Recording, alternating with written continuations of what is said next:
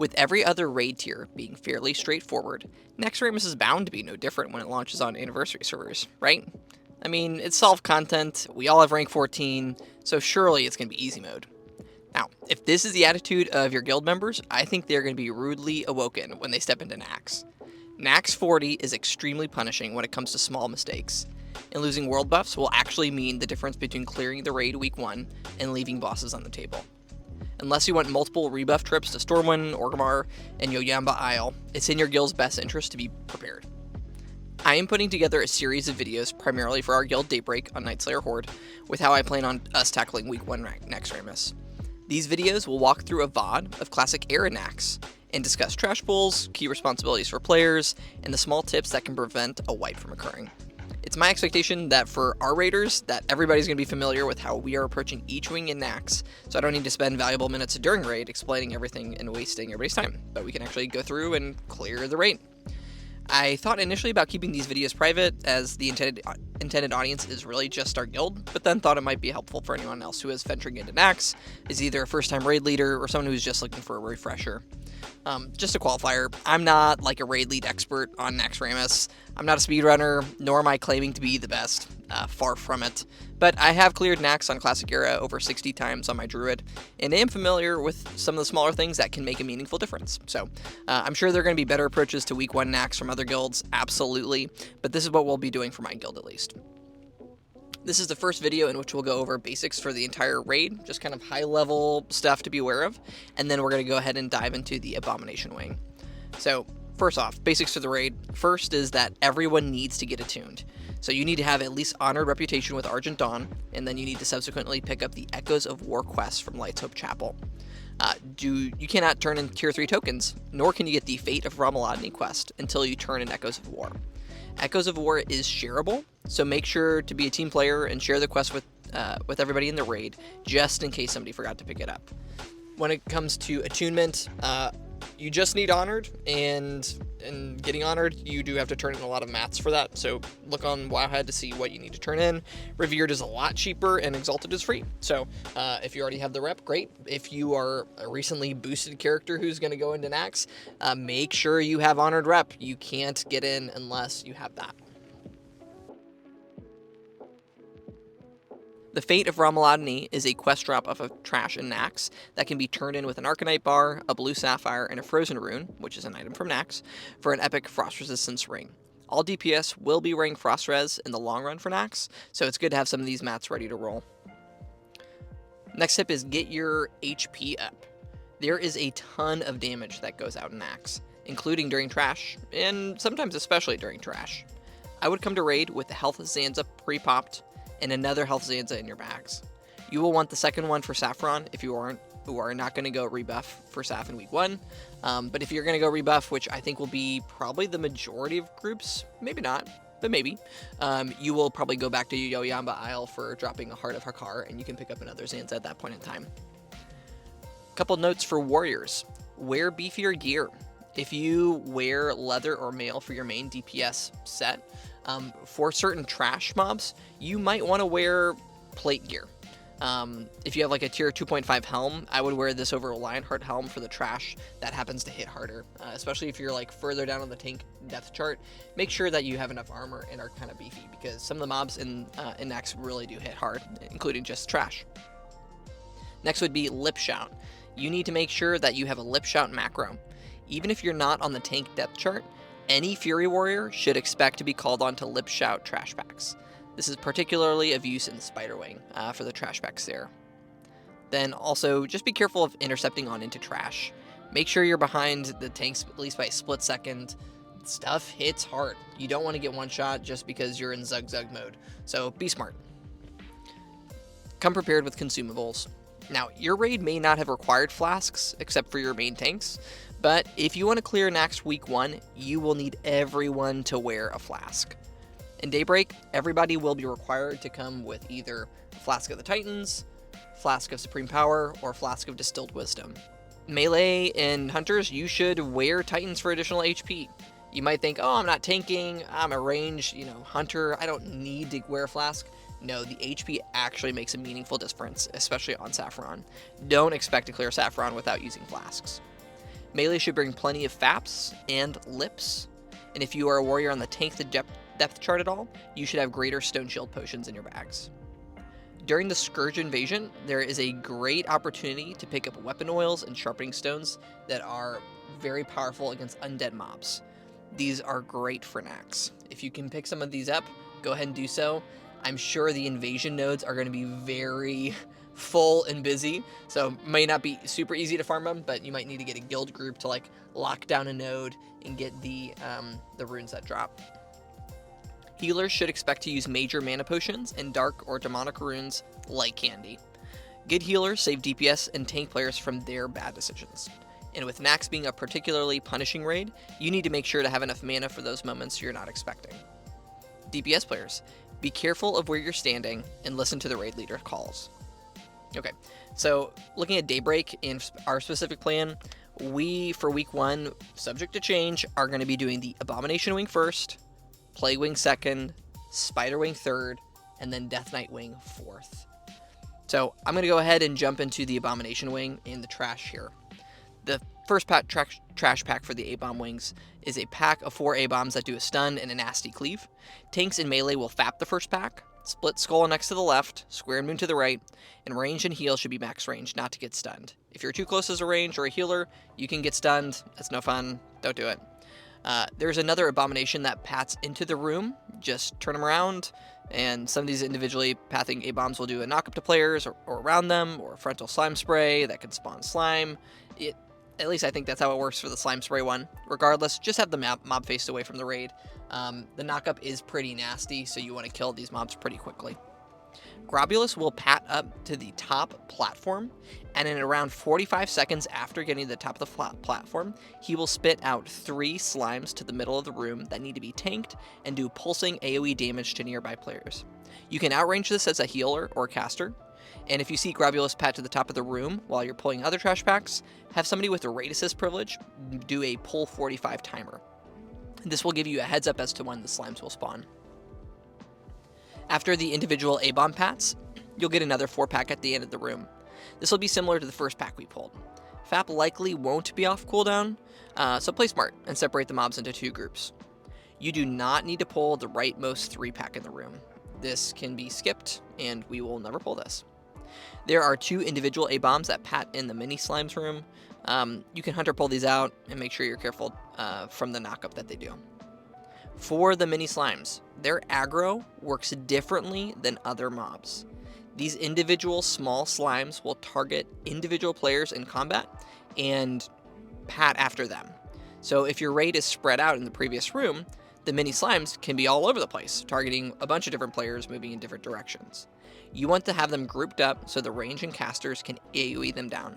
Have one person marked as the stack target on the left-hand side, and slowly back up towards the previous room together as a raid. Melee should not get close to the mini slimes as they can one-shot players in melee range. When all the mini slimes are dead, you will move into the next main room.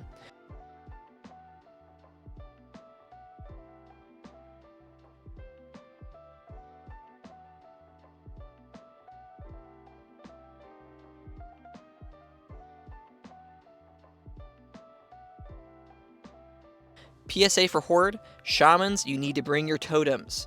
Grobulus will spit out 3 big slimes into the first room periodically until he's killed. So if your totems are in the previous room, they will aggro and things get pretty messy. Don't be that shaman that leaves their totems, and make sure you don't leave totems in line of sight of the next platform of the mini slimes.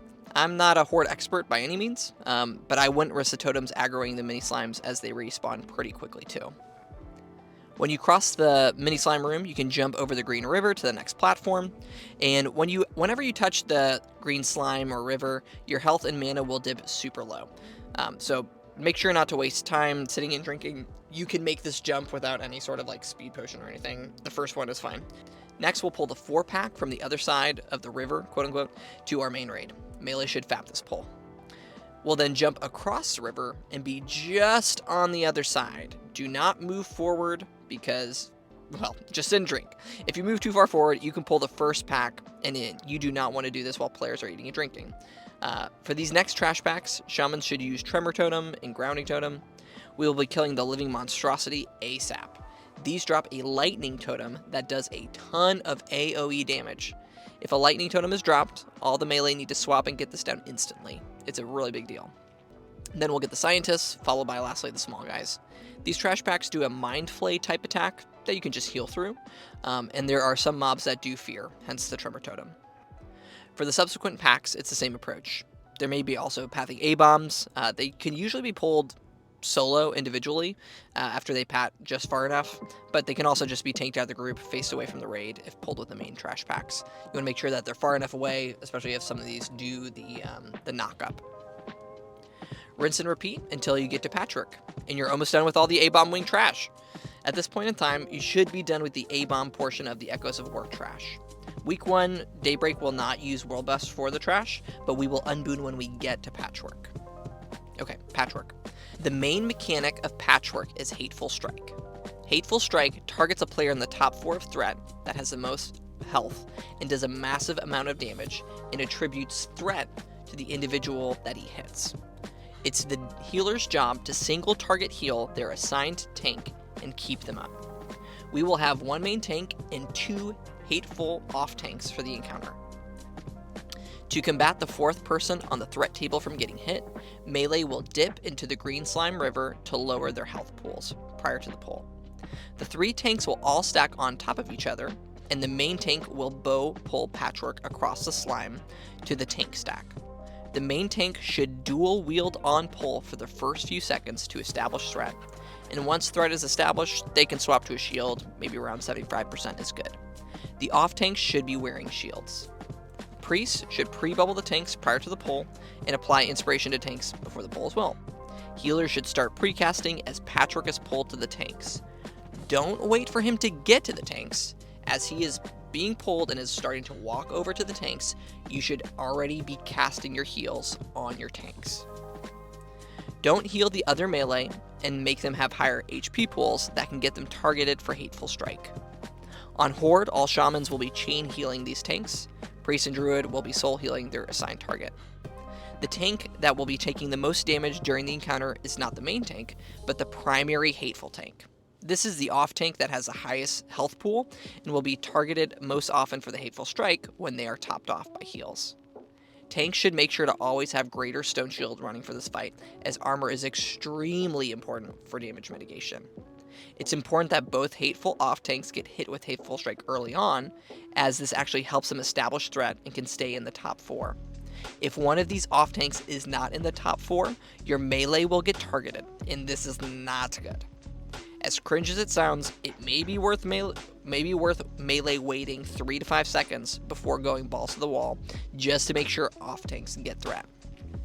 Patchwork enrages at 5% and does increase damage. The main Hateful off tank should use Last Stand and Life-Giving Gem to increase their HP pool. Healers are solely focused on their tank targets. Maybe 1 hot is thrown onto a Warlock for tapping, but honestly, that's it. Damage is spiky, and you need to let all your heals get cast. I don't care about overhealing in this fight. I do care if a tank dies because a healer canceled a cast. Just target your tank, hit your heal, use Mana Pot and Dark Runes early into the fight, rinse and repeat.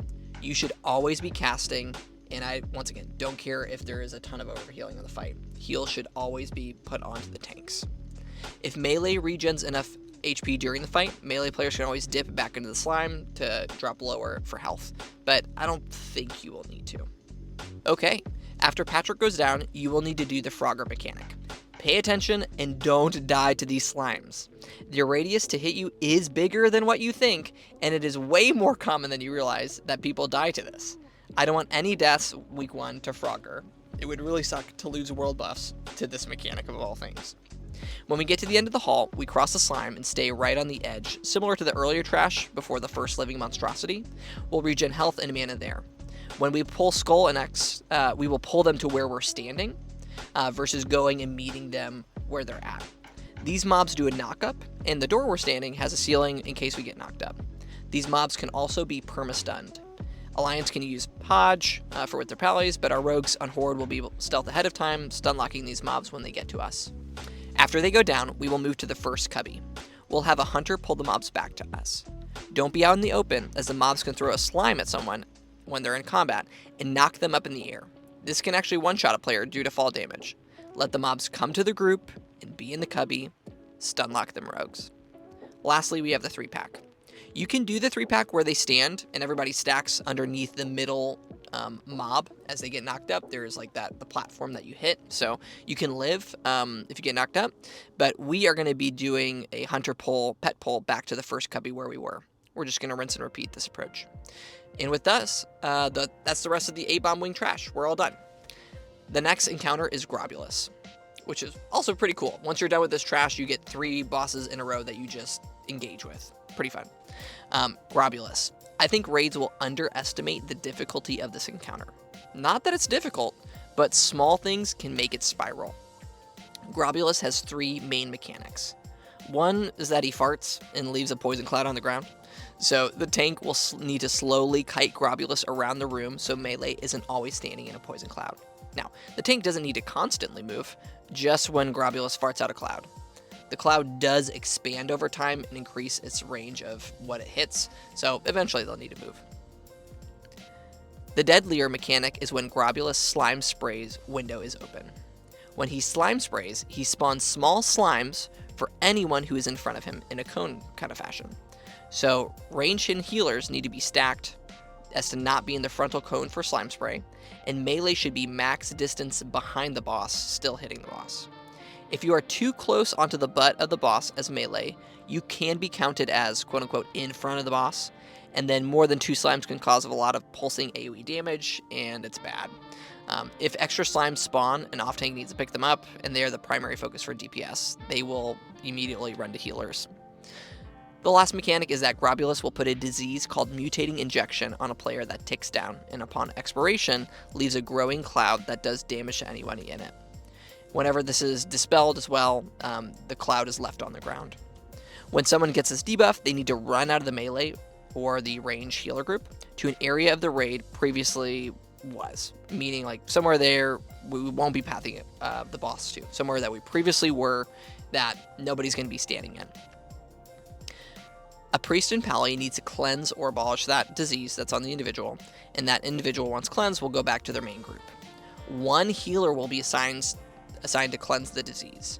Healers need to make sure that their add-ons don't cause them to auto-cleanse the disease early, as you don't want a disease cloud in the range that causes people to move in front of Grobulus and then get slime sprayed.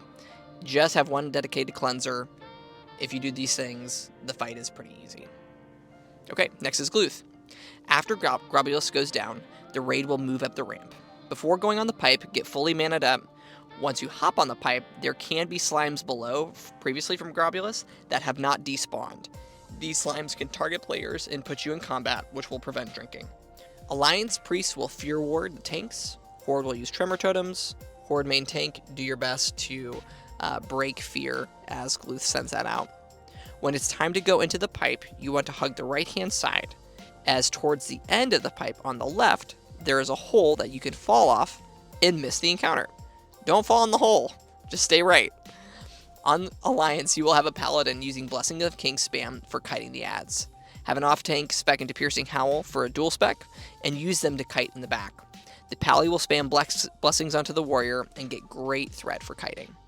On Horde, a druid will do the kiting, with a warrior using Piercing Howl and Shaman Tremor Totems in the back to slow the mobs. It's very important on the Horde side that all of the healers only heal the main tank, and maybe the Piercing Howl tank in the back that's helping kite. It's the one Restoration Druid's job to toss out hots on all the other players to get their heal threat on adds in the back. It will be tempting to toss out heals onto the friendly low Horde players that can be topped off. Don't do it. They should not take damage, and the Druid needs to be able to heal and get threat on the adds in the back through their heal aggro. The tank will be kiting Gluth to the back wall. Tremor Totems need to be pulled with the tank, and melee as are kiting, and the main tank should do their best to dance of fears. Hunter's Trank, and it should be GG. Thaddeus. As you move to Thaddeus, make sure there are not any pathing mobs coming from the left or the right. Once the coast is clear, you can walk down the middle of the hall together as a raid. Don't go too far to the right or the left and pull the Acolytes. You can skip these, just go down the middle. When it's time for Thaddeus, the raid will split into 2 groups. These adds need to be killed at the exact same time. If one side is doing more damage than the other, we will call to slow down damage or even to stop damage for a bit. These adds hit hard, and the tanks should be using stone shields for the pull. Additionally, the adds need to be tanked where they're standing. They cannot be pulled down towards the ramps, as they will do a blast of AoE damage one-shotting players. Tank the mobs where they stand. The right side mob does a mana burn, so healers need to be max range of the tank on the right side. The adds will do a magnetic pull for the tanks, throwing the two primary warriors, or maybe you have a druid, across the room. As a swap happens, the mobs can periodically target other melee, so healers should have target on the mobs during the swap, and make sure you're healing the proper player taking damage. Once the adds die, players need to jump forward onto the platform. If you just walk forward, you will fall and need to come back up the ramps from which you came. If you have a player that falls, which somebody's going to fall, they can go back to the entrance and up the ramps that they came from. They can attempt the jump again only when they have received polarity shift debuff and their debuff matches the proper side they are on. If you are on the right side and you get the negative debuff and you're trying to jump back onto the platform for the encounter, you cannot and should not jump over. You will die and lose your world buffs. If you're on the right hand side and you get the positive debuff, you can go ahead and jump over and down onto the main platform and rejoin the group.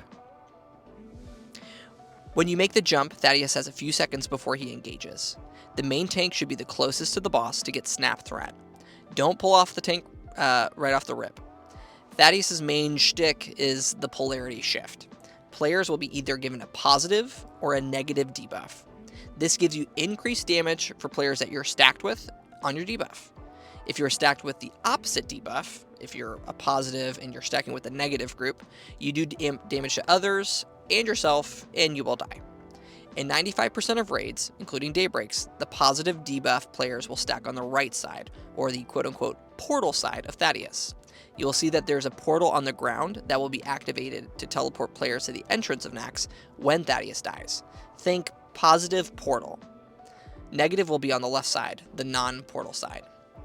Thaddeus will do periodic damage to players while you are stacked. Heals should just top them off. Polarity shift will happen multiple times, so when Thaddeus does a spell to change debuffs, take note of your personal debuff and whether it changes. If your debuff changes, you need to run through the group, run through Thaddeus, to the opposite side group. If your debuff stays the same, just stay still. Keep damaging, keep healing, yada yada. Groups should be stacked together, and hunters should be as close as they can to the boss while shooting. Mages need to beware of Ignite on Thaddeus. The increased scaling damage will cause for some of the most insane Ignite damage you will ever see. In future weeks, we will have tanks call out taunt swaps, so they can climb and stay on top of threat for mages with Ignite. But for initial weeks, we need mages to drop Ignite when it starts to climb too much. It will climb quickly, way faster than you think. So mages should be very vocal on comms to drop Ignite and have your lips ready. Honestly, it's not bad having a flask of petrification in your bags just in case to save your world buffs. I'm not joking here. Mages dying on Thaddeus is very common when you have people not managing Ignite correctly. And with that, we are done with the Abomination Wing. We've got a couple more to go. So thanks for making it to the end of this video. If you have any questions, Daybreak Raiders, about the raid and how we're going to be approaching it, shoot me a DM over Discord. I'm glad to clarify anything prior to us getting into Naxx. I'm going to be periodically coming out with the next couple of wings over the next few weeks here. My expectation is that everybody in our raid is familiar with the encounters, knows how we're going to be approaching it. And if anybody else is just having to watch this to get a refresher, I hope this was helpful for you and that you learned something. So thanks for tuning in.